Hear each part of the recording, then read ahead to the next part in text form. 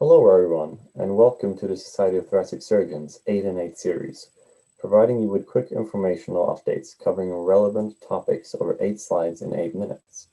My name is Seth Wolf, a fourth-year medical student at the University of Vermont, Larner College of Medicine, and current member of the Workforce on Health, Policy, Reform, and Advocacy.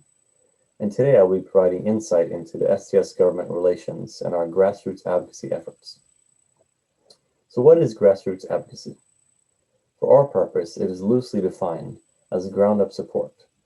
More specifically, it is when the public organizes, mobilizes, and engages policymakers to advance a common goal. Its foundations lie in the belief that people matter and that their collective voices hold power. We often hear about lobbyists and policymakers driving policy change, but grassroots advocacy is also an important part of advancing legislative action. Grassroots work can influence all stages of the policymaking process, but is most important in the planning and mobilizing stages. There are 4 different types of grassroots advocacy that we will highlight, including writing to or calling members of Congress, meetings with members of Congress or their staff, site visits, and social media activity. Why is grassroots advocacy important? Simply put, there's strength in numbers. There is an incredible benefit to grassroots advocacy that can often be the tipping point for policymakers to act and create change. Their primary function of congressional representatives is to represent their constituents. Thus, vocalizing policy priorities or concerns to members of Congress helps to show them what is important to their community. Grassroots advocacy also helps to provide legitimacy for the pertinent issues and the efforts of the staff of the STS Government Relations team.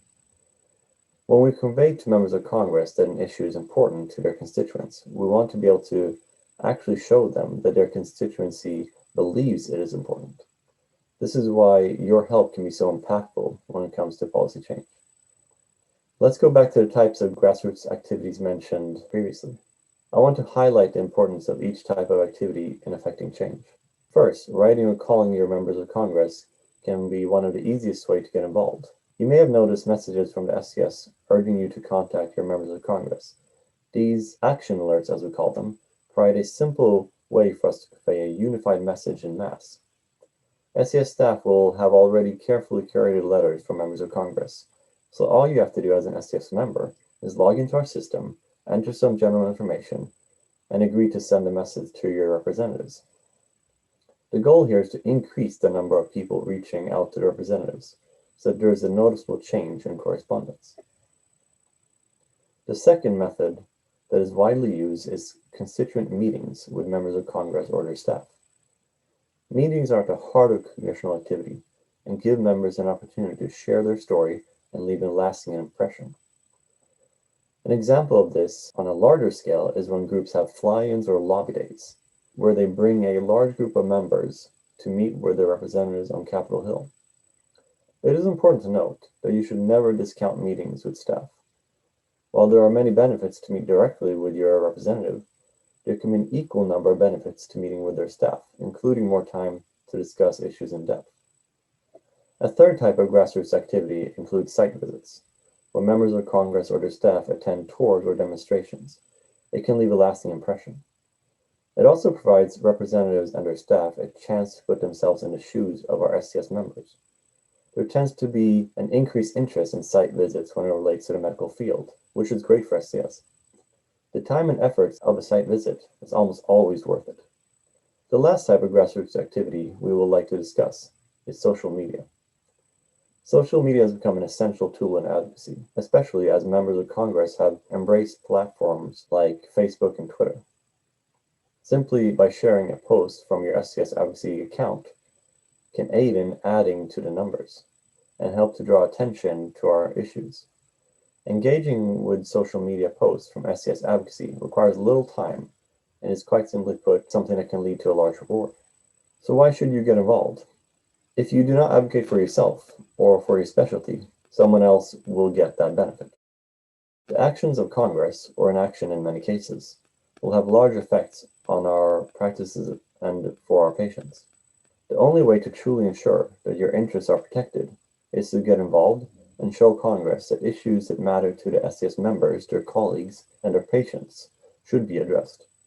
Your involvement in advocacy efforts can make an impressionable difference. The STS Government Relations team is here to help make getting involved as simple and painless as possible.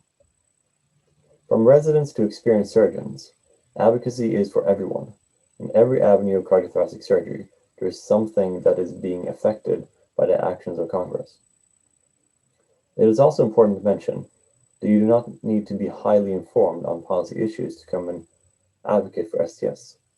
The government relations staff members will make sure that you have everything prepared to move forward with a highly successful grassroots activity, whatever that may be. Most of the time, grassroots advocacy meetings serve to set the stage for government relations staff to follow up with the nitty-gritty details later on, so you don't have to be a policy nerd to have a successful and meaningful meeting. The point of all grassroots advocacy is for you to share your story to show the importance of the issue we are working on. I became an STS key contact as a second-year medical student. To date, with the help from cardiothoracic surgeons at my institution, I've hosted several local meetings with members of Senate and Congress. I also attended a 2019 legislative fly-in in Washington, D.C.